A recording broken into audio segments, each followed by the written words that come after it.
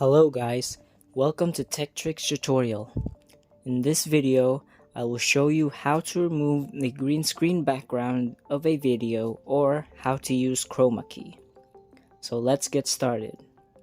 First of all, you're gonna want to create a new project if you don't already have one, an existing one. And in my case, I already have one, so I'm just going to open this up. And there's pretty much nothing here except for one picture, so yeah. Now you're gonna want to add your green screen clip before you do anything else. Then click on it, then look for overlay and click on that. So now you're gonna look for remove BG and then hit chroma key.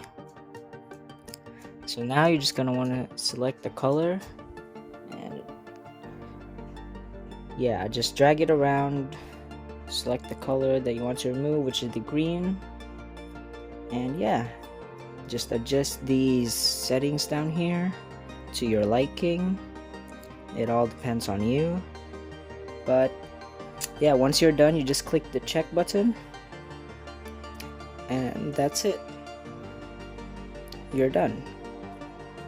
Thank you for watching this video.